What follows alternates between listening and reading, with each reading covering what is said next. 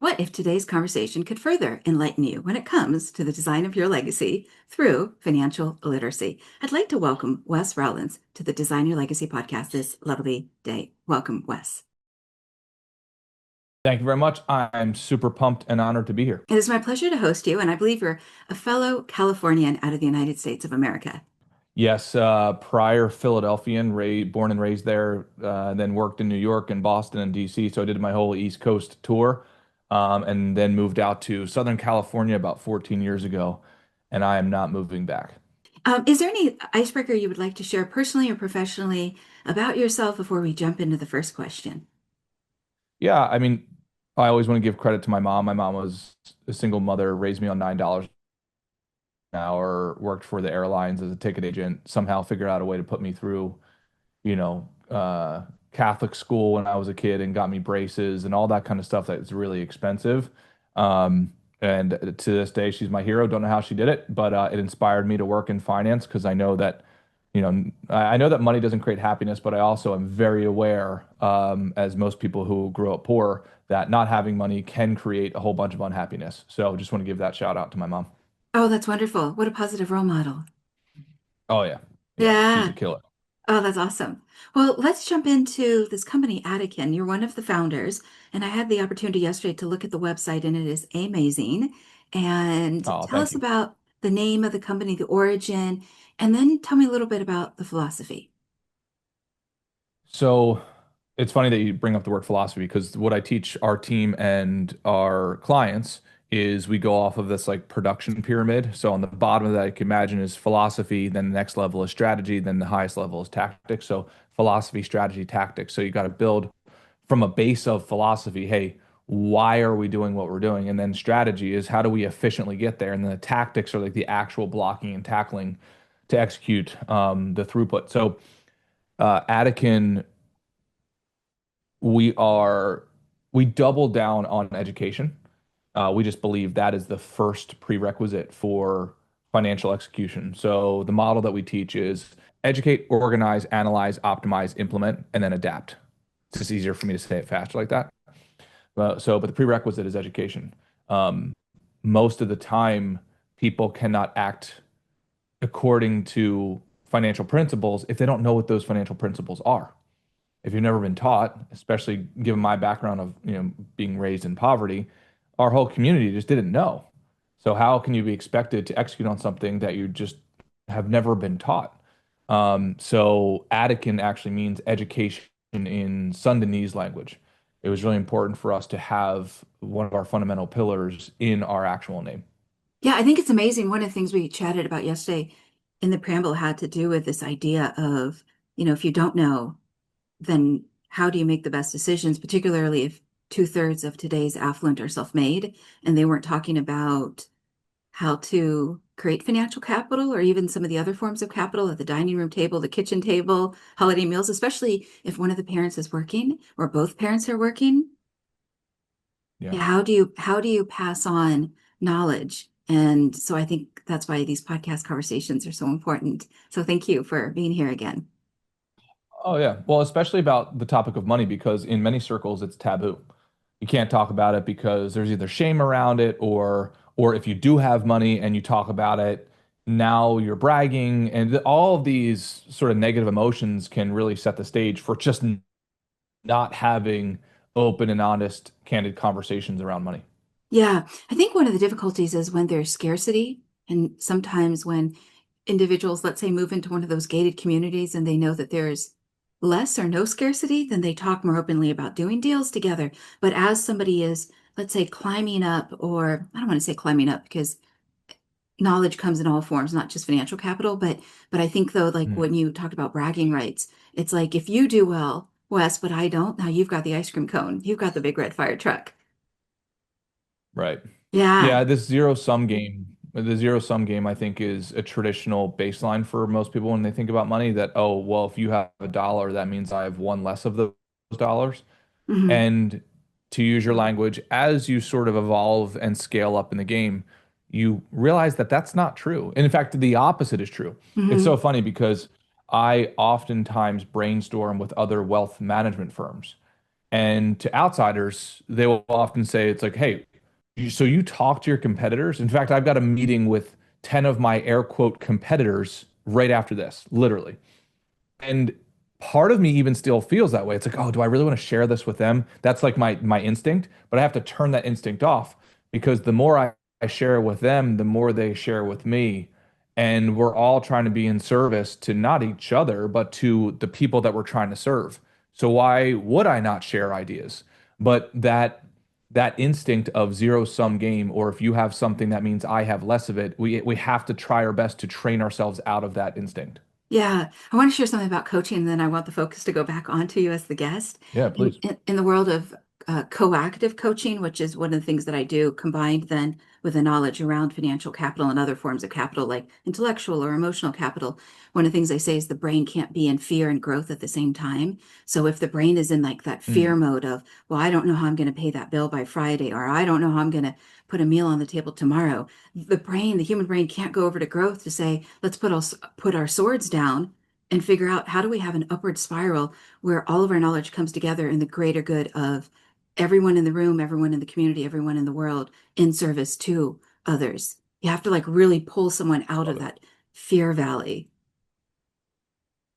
Yeah, I think for me at least, it's always surprising on if you just trust the process and just give it one feedback loop, like full revolution.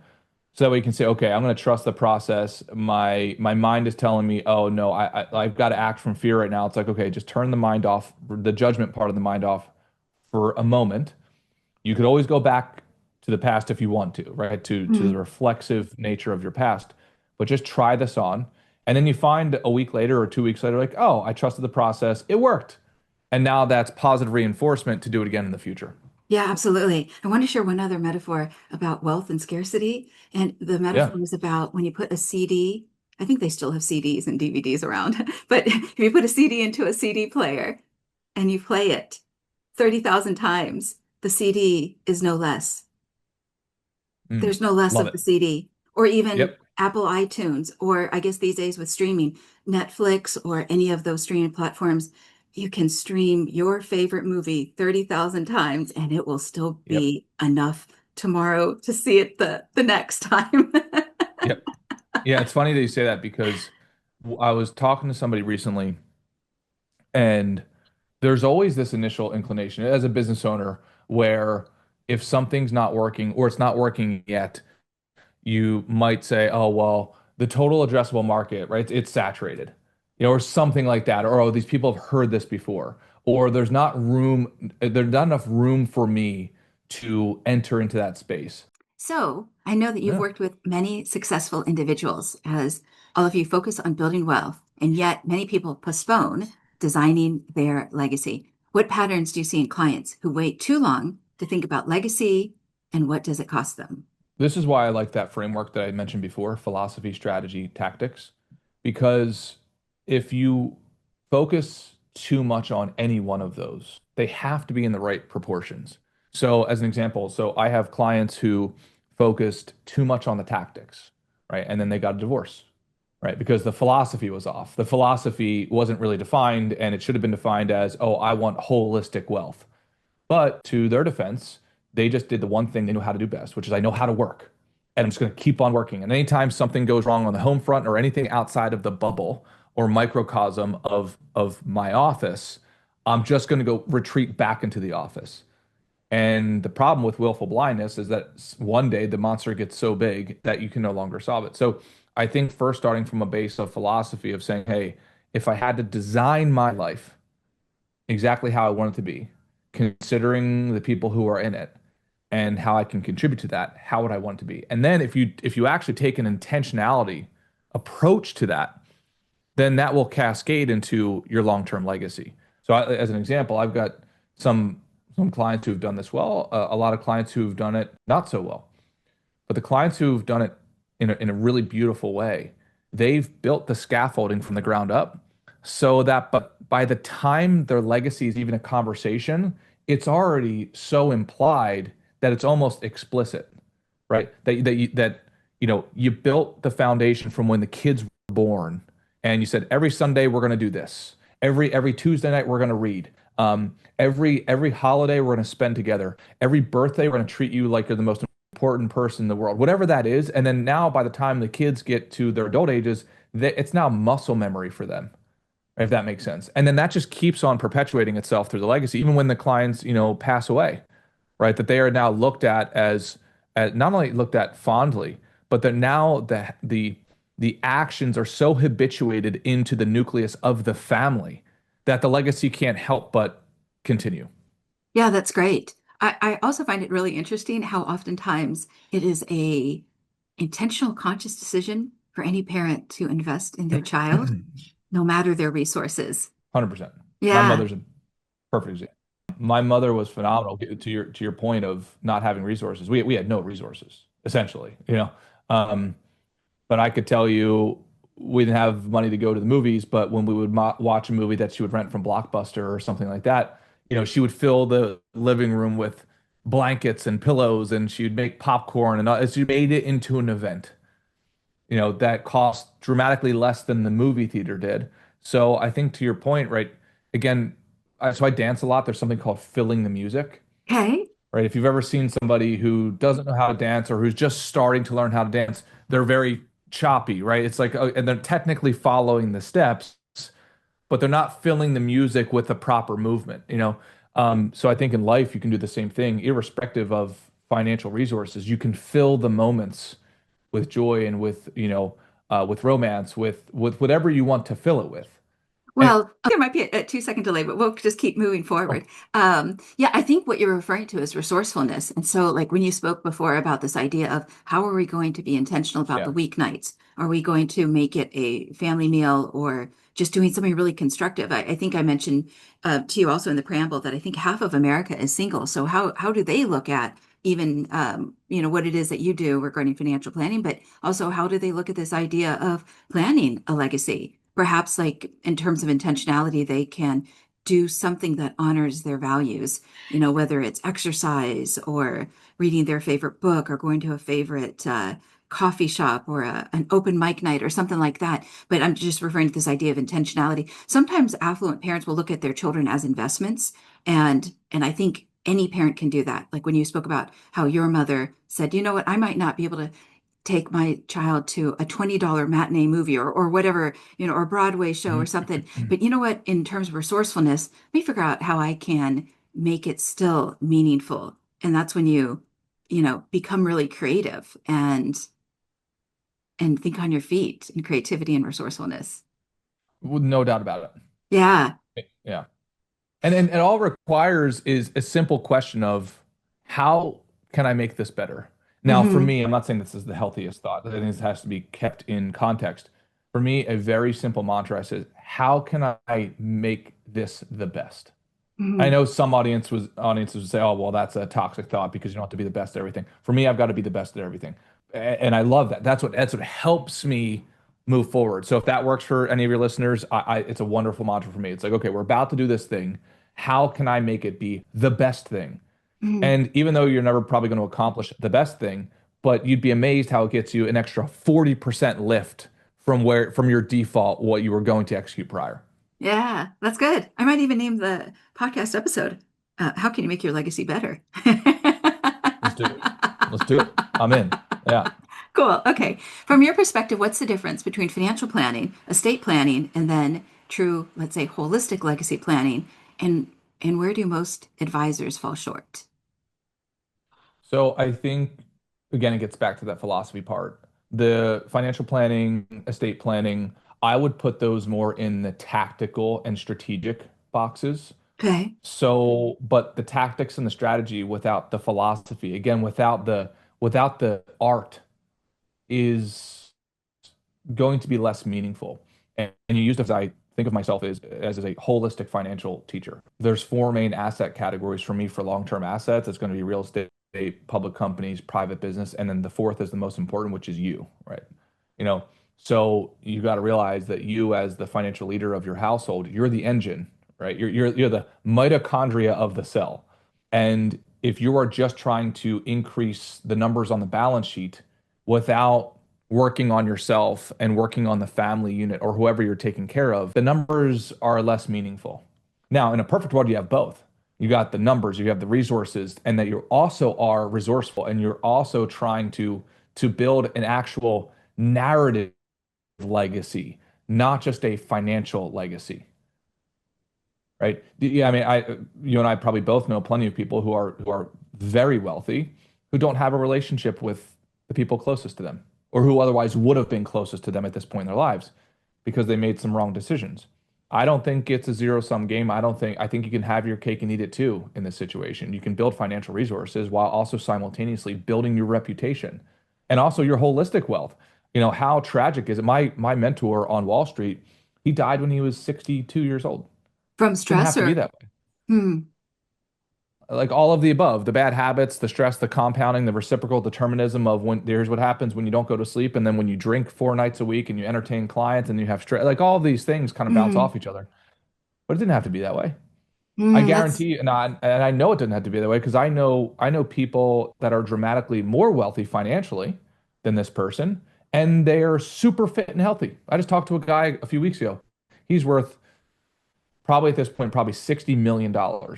And he runs triathlons and he lives in a great part of Southern California. He's super fit. He plays pickleball 4 or 5 times a week. He goes and lifts, like, there's no reason he's worth $60 million and has all the other stuff too. mhm. So to me, it seems like at the core of it, it's just a choice. And then obviously disciplined execution of that choice over a long duration. Yeah. Well, thank you for speaking into that. I can tell you the number of individuals I've met that are very successful with their real estate assets and their portfolios. And yet, like what you had just mentioned, they're at the bar under stress of being cross-collateralized on commercial real estate property loans and then it begs the question of, well, what else is there? In other words, outside of chasing the deal, yeah, what else can be designed, created? But I think a part of that, they have to show up and want more and believe more is possible. Yes. Yeah, Yeah. I also think there's an element that's often not spoken about, which is once you get really good at a game, it's just the path of least resistance, right? So I get really good at the business, keep on doing the business game. That way, anything that pops up, do the path of least resistance and execute the business game. Meanwhile, hey, it's a little hard. I'm a little tight in my chest of breathing. Like, what is that? Like, I can't run a mile anymore. Or like my spouse is right telling me I need to do this thing. So you keep on pushing these things out, but then that stuff accumulates. But meanwhile, you're getting all the accolades because you're building up more wealth or you're building up more business deals or whatever it is. But it's at the expense of your holistic wealth.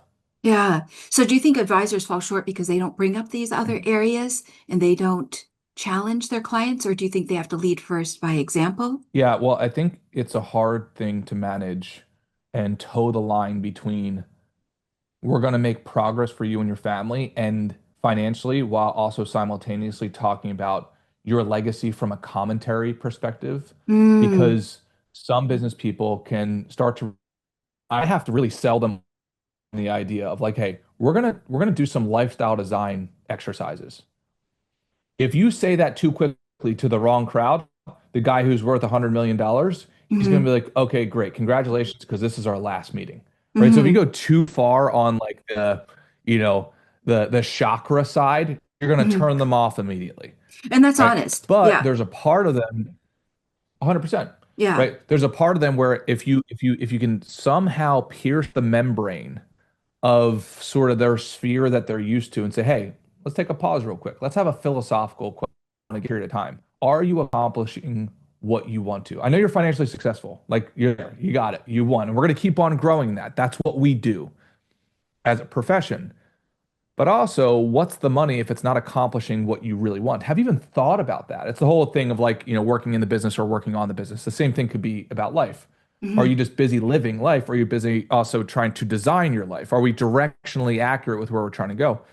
So I think all of those nuances are really important. But as a coach, you have to be able to know when they're feeling that vibe or when you're losing them because now they've put you into category of like, hey, the summer solstice or whatever it is, like I'm not into that kind of stuff. So it's this very interesting terrain you have to navigate. Yeah, absolutely. Regarding what they're comfortable with. And if you can go there. Yeah, Yeah. But it's interesting. I met, 100%. Yeah, I may have mentioned this in our preamble. I don't remember, but individuals like celebrities like Robin Williams, he's not the only one. There's a whole bunch of other Tom Petty, and I mean, I could go on the list. And then when Robin Williams passes away, the children aren't necessarily fighting over the millions in litigation. Even if there are multiple spouses or children from multiple marriages, they're fighting over like the bicycles and the baseball cap, like something that is so simple. But then you're right. Would you have Yeah. ever Yeah. brought up in front of Robin Williams, would you have ever brought up, oh, what's the most meaningful thing that your children want from you? Or where is that point of connection? Yeah. Yeah. How do you help high net worth individuals and families align capital with values and not just returns, especially when generational priorities may not match up? Yeah. So one framework that I use constantly is called result before return. Okay. So result before return. What result are we trying to accomplish? And because as you can imagine, as a wealth manager, the first question we basically get is like, what return can you get us? And my response is like, well, where do you want to go? What are you trying to get to? So as an example, if we are trying to get from Philadelphia to New Jersey, right, that's going to require a certain limited list of vehicles to get there. If we're now changing the destination, from Philadelphia to California, difference, right? There's a difference in goal. Now, I use something called the risk triad, which is what's the goal? What's the time horizon? Then we can select the vehicle, right? If we need to get to Philadelphia by to California by tonight, there's only one vehicle I could take. I have to take an airplane. There is no exceptions. I could take different brands of airplane, but if I need to get from Southern California to, to two towns over, well, there's probably 15 different vehicles I could take. Hmm. Now, they will go in different speeds. So we have to be careful on really defining what we want first. What is the result you are looking for? Then we will find the vehicles that efficiently and effectively get us to the result. And that spans over generations. Yeah, that's great. So, in terms of aligning capital with values, do those conversations Mhm. ever become woo-woo, or do most clients say back to No, you, I know what my values are? no, so it's funny. I think primarily now at this point I've been doing this for 19, 20, almost 20 years. So it can kind of help avoid, right, the catastrophes of like the woo conversations of where I just completely lose them. So now I can navigate it pretty effectively. The hard part is now they are interfacing with the fact that they have not really spent time on defining their values.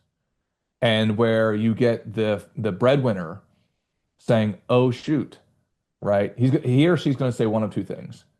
They're going to revert back to their muscle memory and say, "Well, I just need to make more money." And then it's my job as a coach saying, "Okay, you're worth $80 million. dollars. There's a ceiling conversation. There's also a floor conversation. If we keep on increasing the ceiling without talking about increasing the floor, you're probably taking a massive amount of risk that you just are not aware of, right? So as an example, if that person says, well, I just got to close this next deal, then we'll be good. Well, that's like the gangster saying that we just need one more illegitimate deal and then we'll go legal after that. And then there's another excuse there after that time it keeps on perpetuating on itself. Because then the wife or the other spouse is sitting there saying, hey, you said that 5 years ago. I mean, if you look at Tom Brady, and I'm not a huge sports fan, but I like sports philosophy. But Tom Brady, arguably the most decorated, winningest quarterback of all time. Well, he then lost his wife. Now, I don't know anything about the details, but like Oh, what I I know the tell myself, documentary. Keep going. okay, right, what I tell myself is, or at least my perception is, I just remember throughout the years where I would see maybe both of them on an interview, and Giselle, his former wife, said, "Oh yeah, Tom said this was going to be his last year," and then he did and he did it again, and then he did it again, and then I think he retired, and then he went back to work like a year later. So it was something, or like he said he would retire, and then a few weeks later he came out of retirement. It was something crazy. But I just imagine his poor wife in those situations saying, "Hey, I've put my life on hold for you, and the kids have for now 5 extra years past when you committed. You told us before you would be done, and you're not Mm, done. At hmm. some point, we have to have a values conversation, right? And that's not a judgment. That's just saying it doesn't feel like we're aligned." and I'm only here for so long, and you're only here for so long, and I've done my job of supporting your vision, but it seems like now you're taking up more surface area than you promised you would. Yeah. So I have to have a lot of those conversations. Well, I was going to ask you, and I don't want to necessarily put you on the spot, but if you were sitting No, across please. from Tom Brady, what would you say Yeah. to him? Because, yeah, aligning capital with values. So, and this is what I don't necessarily believe outside of very obvious, fouls. Um, I don't think it's a right or wrong conversation. I think is this a functional or dysfunctional conversation? And That's good. dysfunctional being, yeah, being defined as, well, hey, number one, when we organize things, what I was saying about the framework earlier, I want to know three things. Who's on the team? What do we want to accomplish? And where are we starting from? That first question is by design. Who is on the team? So if Tom Brady says, well, hey, my wife Giselle and my couple kids are on the team, etc. Okay, great. Well, now those are the stakeholders. Hmm. Now, let's define dysfunction as is everybody playing their role on the team for what the team has agreed they want to accomplish? Mm, So if the team wants to win the championship and you're doing something that's not congruent with winning the championship, that is dysfunctional. Now, for the family team, I guarantee that Giselle and the kids would have said, I want daddy hmm. now, right? Like daddy told us he would be here, Hmm. right? That was 5 years ago. He's not here, right? During Hmm. the football season. Now, if Tom says, yeah, but that's what daddy's trying to do is he's trying to become a legend. It's like, okay, great. That's fine. But that might be incongruent with what the family wants. So let's have a real conversation around that rather than just like practicing, like I said before, willful blindness of where we're going to let that monster grow. And now the monster's going to make the decisions 3 years from now rather than the team. Well, I think that's great that you're bringing that awareness to the surface because I think 100%. oftentimes when somebody talks about values and is your capital being aligned, Tom Brady, hypothetically, we don't know him, could throw all the money he needs to at his family. But if those relationships get fractured in any way, Mhm. then how much was that money worth to become a quote legend in terms of the other voices in his ear? Yeah. And this is why I'm a big fan of cognitive behavioral therapy. It's just a logical expression Hmm. and articulation of human emotion and then probabilistic thinking. So it's like, hey, I'm not going to make Tom a villain for that. His Hmm. actions were very congruent with a certain outcome. You want to become the Hmm. best of all time, there's a strong argument to like you have to do what he did. Where the dysfunction can come from is, well, if the people that you are on the team with, not only your Hmm. football team, but your family team, if Hmm. they are expecting something different because you didn't articulate effectively of what your real intention is. And even if you didn't know your real intention, then you didn't do the real work on yourself to know what your subconscious intention is. Well, Hmm. now there's just going to be consequences for that. That's not right, wrong, or indifferent. It's just Hmm. cause and effect. If daddy's not home for another 5 years, right, Hmm. we are going to leave. We have to modify the relationship because of the decisions he's making. Okay, Yeah. cause and effect. Yeah, or if you say, well, is family really a value? Or is 100%. or 100%. is worldly fame more of a value? Because either Yeah, that individual has to grow a backbone, or um, maybe they just like the applause from the world more. exactly. And all I'm asking our Hmm. clients to do is like, let's shine light on that. Hmm. Right. So that way you are giving the courtesy to all of the stakeholders, usually your Hmm. family, of allowing them to have a voice and saying, hey, well, like that's okay, Dad. Like, but I don't want to be part of that story to the Hmm. degree that I'm playing now. Like, let me go and blossom somewhere else and we can have a different relationship rather than the implied but always disappointing, right, punctuation marks on our current relationship. Well, I know I'm circling the wagon with this question, but Yeah. I think a lot of times if somebody has the level of success, like whether you say $80 million or Tom Brady Mhm. type of fame, where they have a celebrity type status, to be able to have those tough conversations or even to enter them, Yes. good for the advisors that can show up and say, hey, I realize we just concluded our conversation about the financial portfolio and the financial capital, but hey, I'm seeing something and I wondered if I could offer some you know, thoughts, insights, perspective. Yeah, no doubt Yeah. about it. Now it Yeah. requires rapport building up front. Hmm. But also I let them know it's like, hey, we want to front load the discomfort with a Hmm. conversation. Hmm. I'd rather front load that. so that way we get through it in a safe place rather than backloading it or dragging it out over a long period of time. Hmm. Because we've all been in whatever, friendships, relationships, business dynamics, whatever it is, where we didn't front load the discomfort and it Hmm. comes back to bite us in the butt in the future. Well, absolutely. And again, I realize I'm circling the wagons like Mm. the car that goes around the airport loop Yeah, yeah, yeah, three yeah. times. But I just think about the number of instances where there will be a client and you spoke about like it's not a right or a wrong conversation because that underlying energy then is shame. But there are some individuals that are so driven because they feel that they are not good enough that they won't even, like you said a moment ago about taking the time to really define their values. They might have not have really defined their values, but even if they have, they may never dare live into those values because of that fear of, well, if I don't continue to chase that football, whatever that football is. Oh, no, no doubt about it.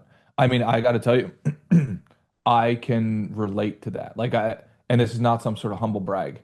Okay. I am the most competitive person I know by far. No, nobody Okay. comes close. Not even close. Okay. Um, and that is very likely due to some sort of childhood void that I'm trying to fulfill. My That has father yet to left me heal. 100%. Yeah. Yeah. So I try to proactively, not saying I do a good job, but it is my job to do the self work that is required so that that endless abyss does not, and the pursuit of filling it does not impact adversely those around me who I'm supposed to lead. Yeah. Well, that's a very honest thing to share. So kudos for your Oh yeah. courage. Yeah. Because Yeah.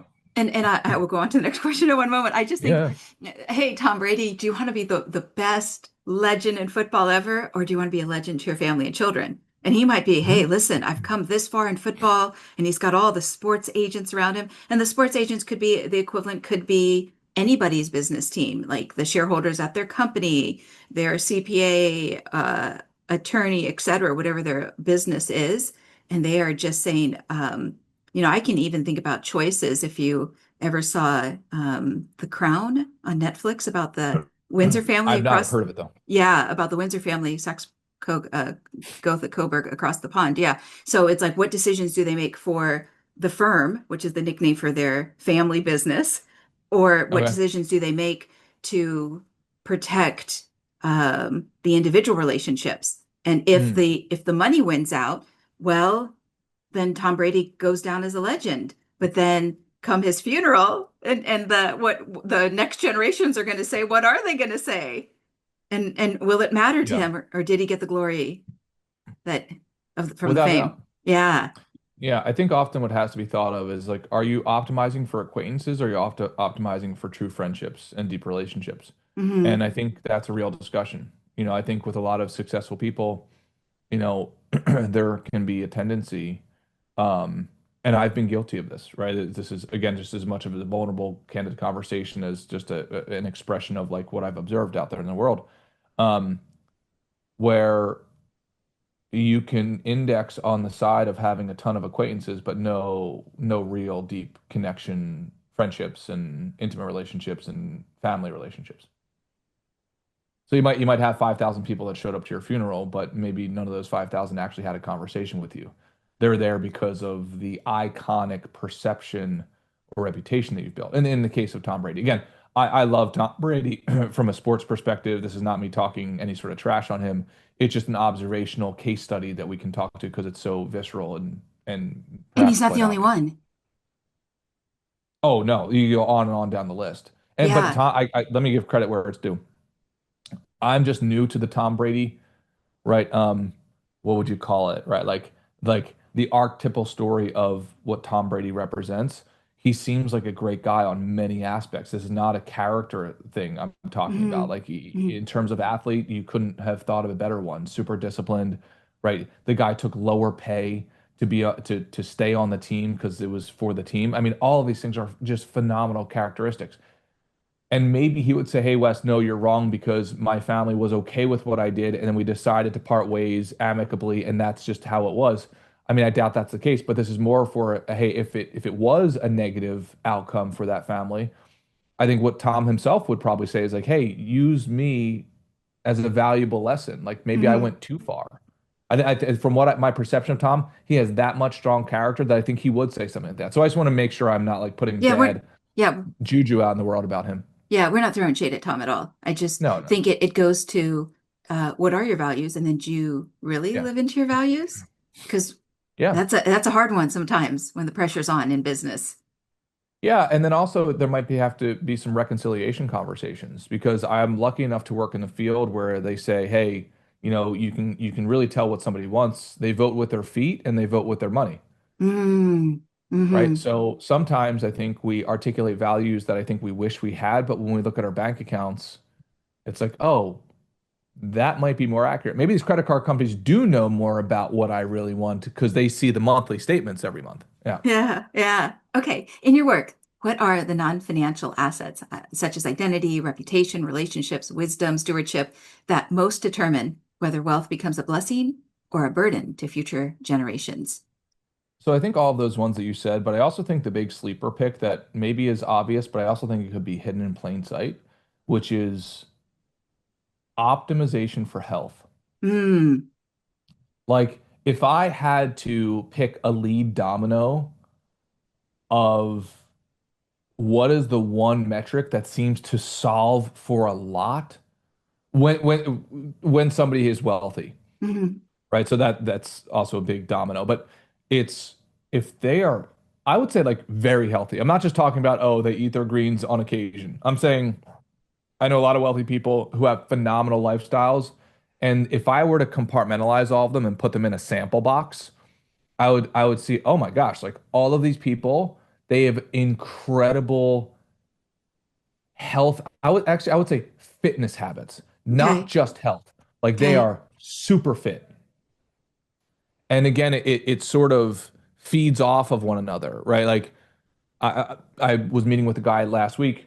He's probably worth $80 million. Mhm. And our conversation, maybe 10% of it was about money. Maybe. The rest of it was about his family and his wellness practices. He competes in that like high rocks thing, which is like the next iteration, I feel like, of CrossFit. And he's obsessed with it. And before that, it was MMA. And before that, it was triathlons, right? So now he shows up to his family with energy. He's increased his longevity. He's more physically attractive to his wife, per what he tells me and what his wife tells me, right? He now shows up to his employees in his company as, oh, this dude is legit. Like he's a killer in all areas. Mhm. So that would be the lead domino that I would say. Oh, that's so good that you spoke into that because it does Yeah. speak to self-care.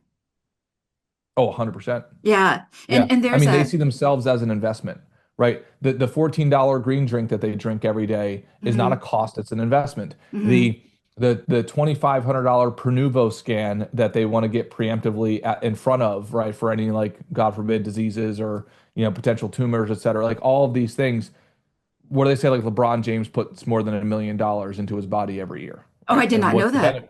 Yeah, what's the benefit? He's now been in the league for what, 20 years, 21, whatever the number has been. Same Hmm. thing with Tom Brady. Hmm. So yeah, health and specifically fitness, right? Like and almost like super fitness, Hmm. I would say is the difference. Yeah, it's great. It's like they're watering their plant and their body is their plant.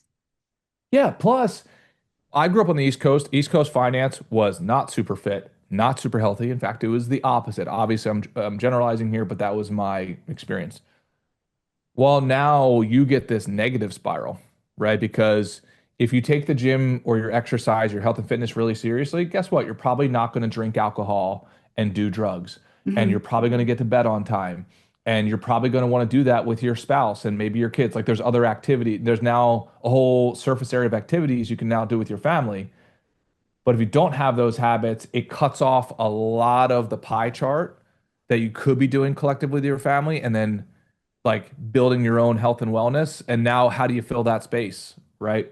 Probably Yeah. with not something as good as fitness. Yeah. Yeah. Oh, that's great. How should families and individuals think, well, I guess more so families, but individuals still if they're caretakers and so forth.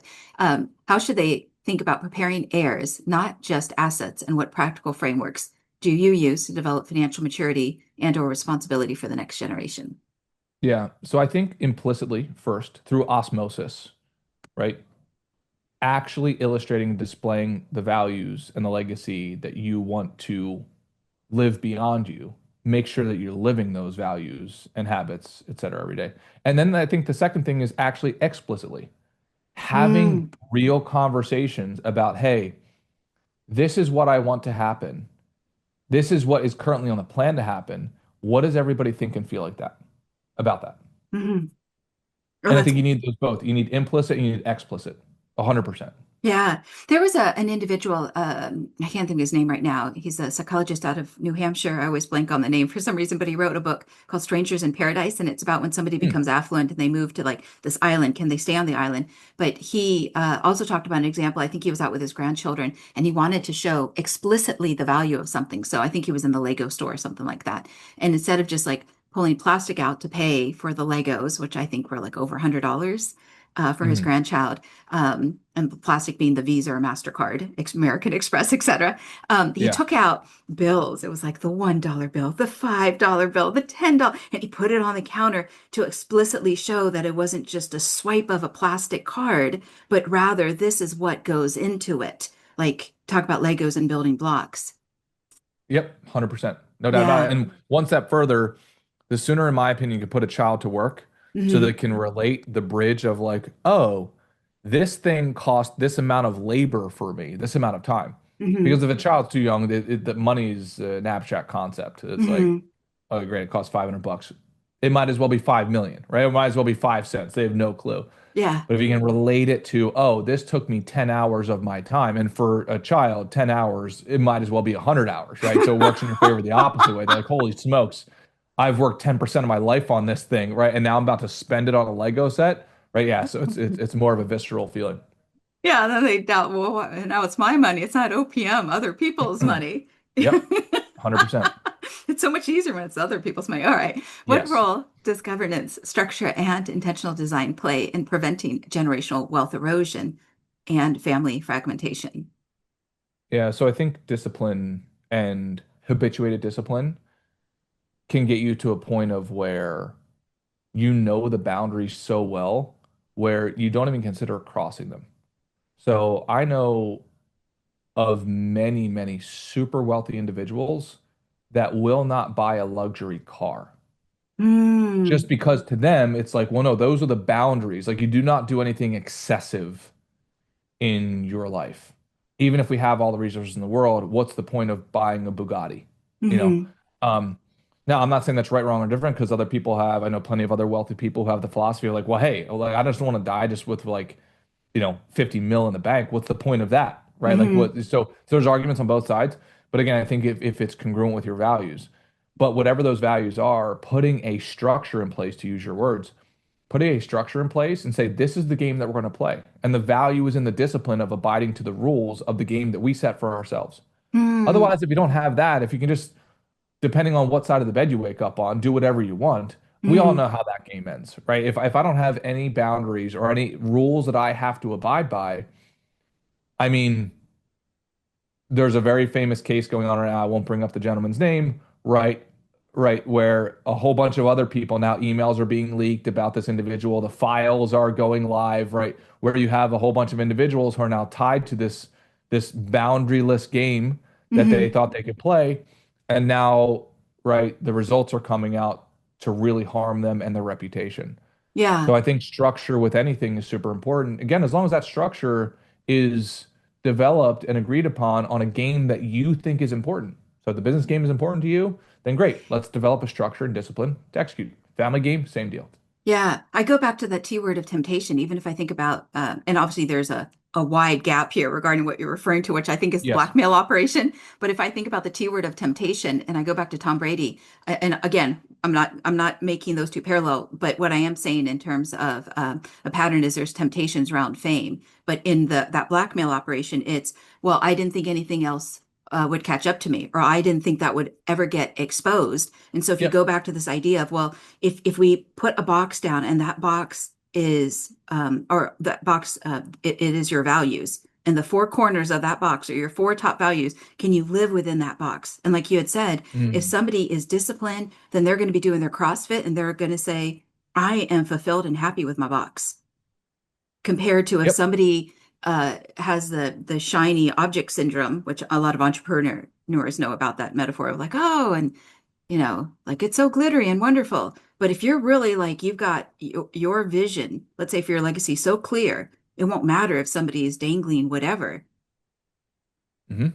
Yeah. 100%. And again, I think it sounds maybe so elementary, but having a fitness lifestyle just solves for so much potential tomfoolery on the other Hmm. side of that. Like it just does, right? It's Yeah. if you're going to be congruent with a fitness type of lifestyle, again, you're not going to be drinking, you're not going to be drugging, very likely, right? You're not going to be doing all of this other stuff, and you're doing something that sort of intrinsically feels good.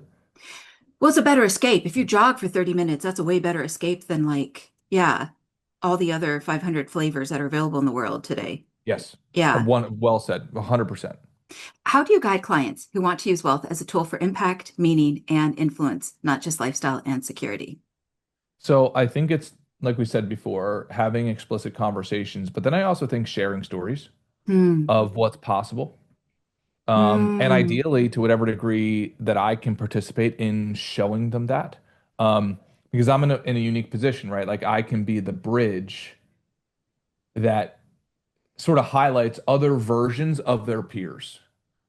Because for a lot of our clients, they are first generation wealth. Like they build a business and now they're multi millionaires, but that's their first time being in that category. And Hmm. sometimes they just don't know what to do. Hey, like, should I go and join the country club? Hey, should I get this private jet? Like, hey, should I do this? It's like, hey, no, there's this guy over here that has more money than you do.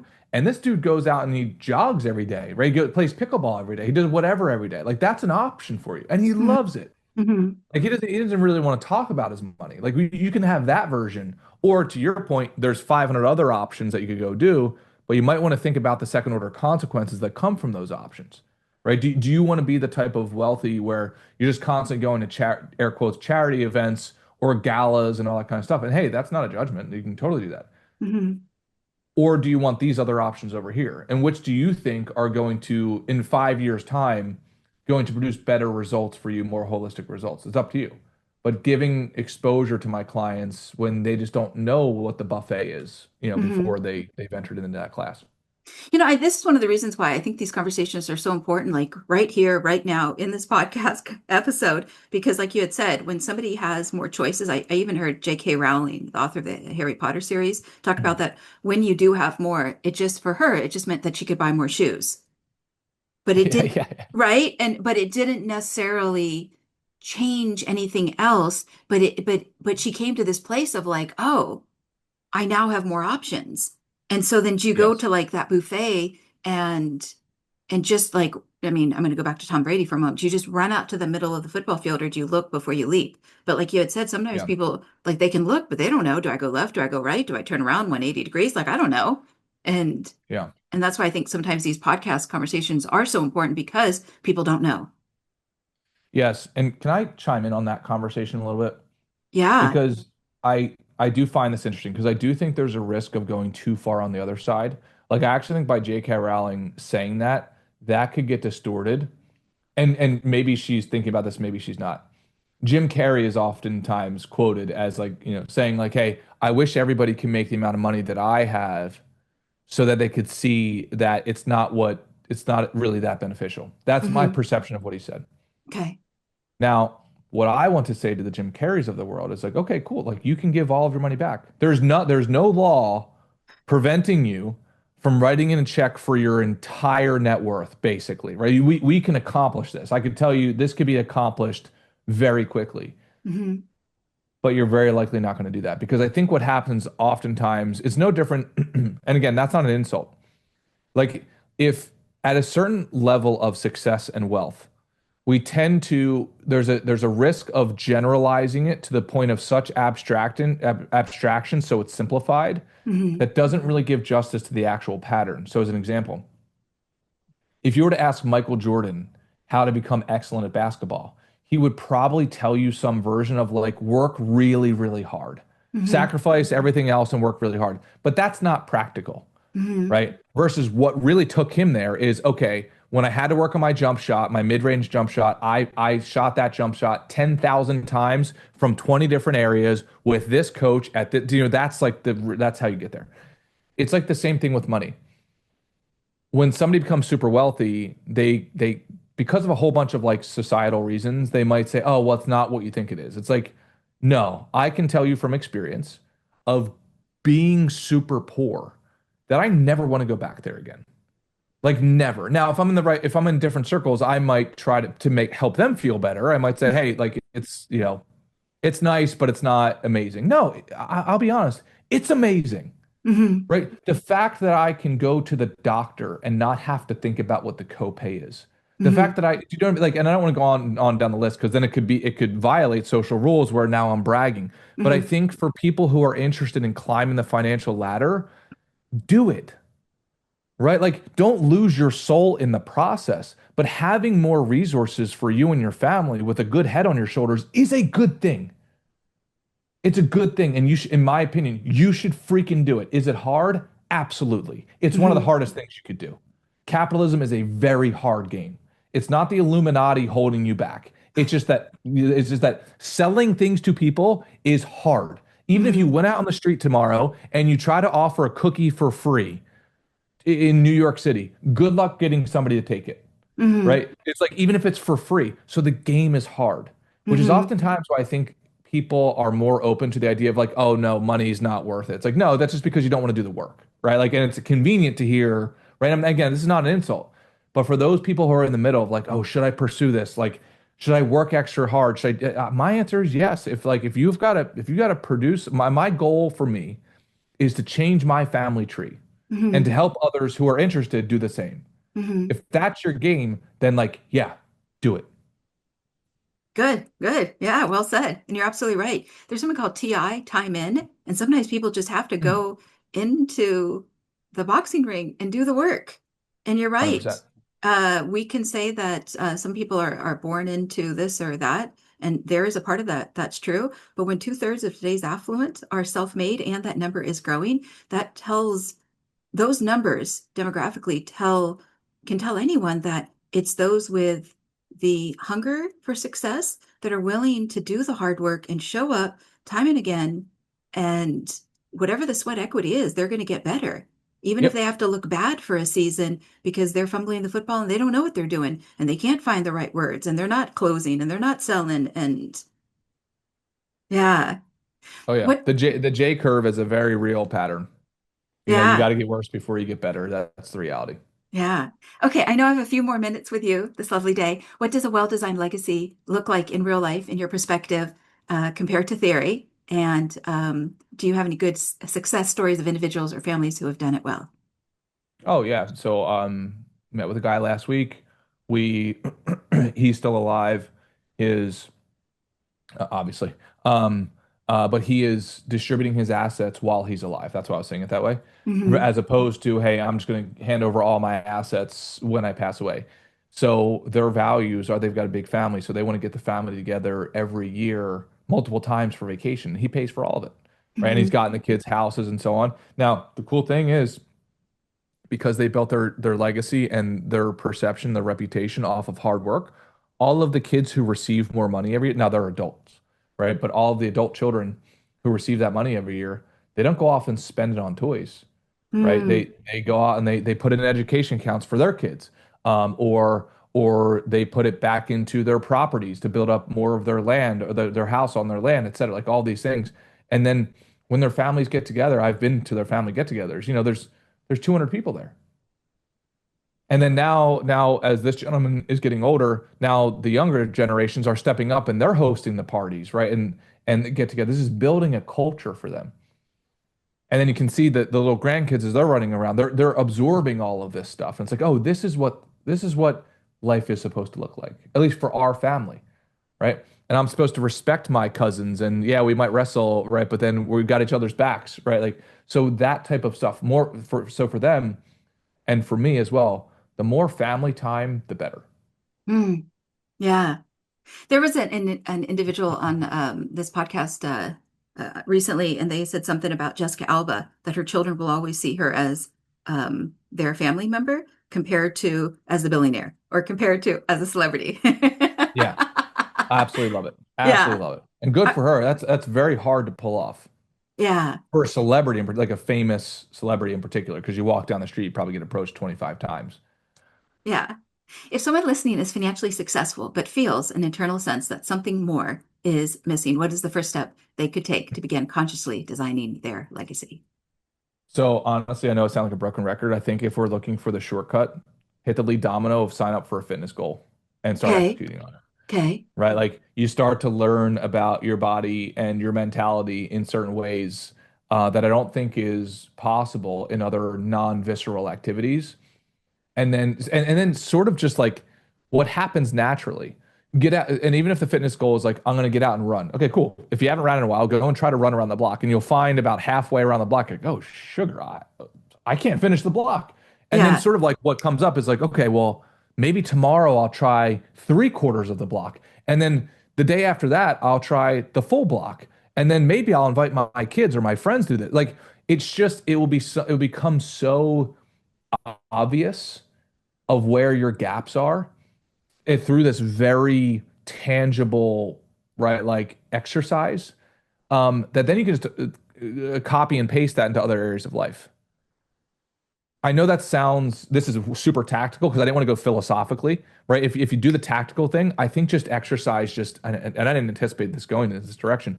Exercise just solves for so much that you can apply to all other areas of life, including your wealth, including your family, including like your friendships, etc. Yeah. Yeah. I think it's great. Tony Robbins once talked about action, how important action is, like massive action, like get out there and do it. And then once you get Yeah. that momentum and you can do it in one area, just like you said, apply it to some other areas.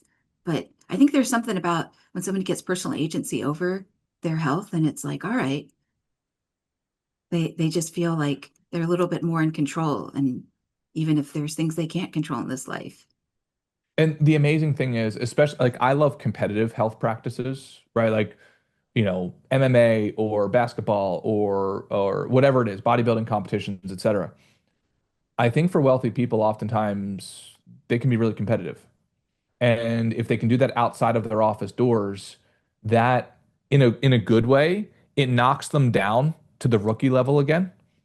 And they like that. Right? From my experience of the clients that I work with, they love that. It's like, oh, I started jujitsu a couple weeks ago and I forgot what it felt like to be a white belt. I haven't been a white belt in life for so long that it feels good. And these guys don't know that I have a huge company on the backside of this. So they come and try to kick my butt every day. And it's awesome. And the dude's like 22 and I'm whatever, 45, the guy in his mind. That's a good thing, right? Again, there's something like biological about that of and it takes you to your point of using Tony Robbins language. It takes you out of your head and puts you into your body. Yeah. Yeah. And then for the legacy and design and so on, it's like the more people you can get around you that you care about involved in similar habits. I have found the same thing with dance, Mhm. right? Like dance, partner dancing is one of the best things I do in my life. It's unbelievable. I don't think about finance at all. I don't think about business at all. Like I get out of my head, into my body, in congruence with the music, and I do it with friends, and it's amazing. And I do it with my fiance, right? It's a fun thing to do. That's awesome. I know this question is not on the list, but in 1 to 2 sentences, what would you like your legacy to be? Super simple that I changed my family tree. Awesome. That's Very it. cool. Yeah. Like I And want my great great grandkids to be able to look back, it's kind of like I do for my great grandfather. He changed our family tree by moving to the United States. okay. And although I only met him maybe once or twice when I was very, very young, but now I know what he did. I know that everything that I accomplish is nothing in comparison to like he moved our family tree to a land that actually had massive opportunity. Mhm. So now I just have to do the 3% to change it even more financially. But I would have never gotten the opportunity to do that if it wasn't for his decision to have the guts to move to America. And it was a stereotypical example, right? I moved to America with a loaf of bread in my pocket, Mhm. and that was it, Mhm. right? That's what he did. So I don't want to be disrespectful to that. I want to double down on that and change my family tree and help others do the same. That's awesome. What's a good website for any of the listeners out there as I draw us to a close? Oh, cool. Yeah, thank you. So adakinwealth.com, that's our company's website. And then my Instagram handle is wes.rowlands, that's WES.ROWLANDS, in case anybody ever wants to touch base. But happy to serve and thank you so much. It's an honor talking with you today. Yeah, I'll make sure that both links are in the show notes. Yep. So Yeah, but I always like it if somebody can also say it because it's good to have it visually and then also, in their ear.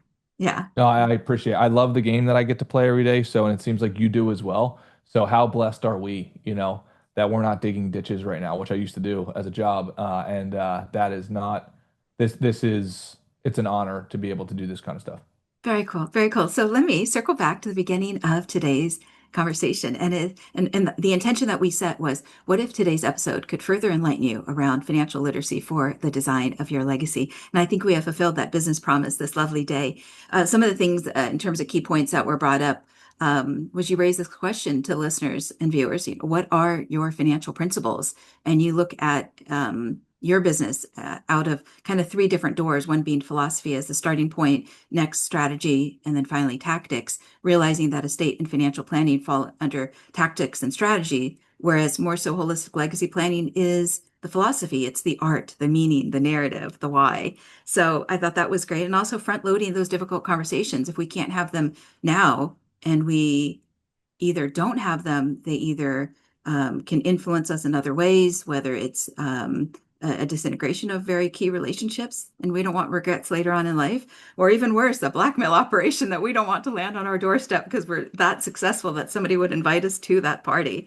And I think also Yeah, you yeah. raised this question of how can I make this better, whether that is the design of one's legacy or any area of their life. And you also talked about, results before return and where is it that you want to go. So thank you very much today for being a guest. It was my pleasure and honor. Thank you, and we'll see you soon.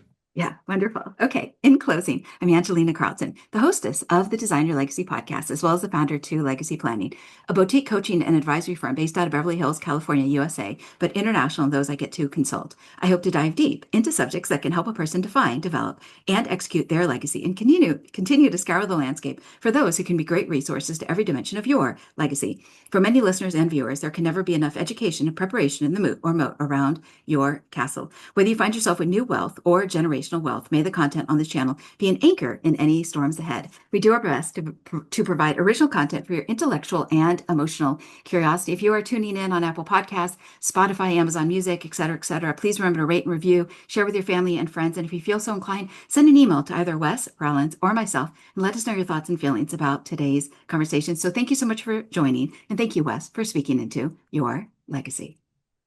Thank you.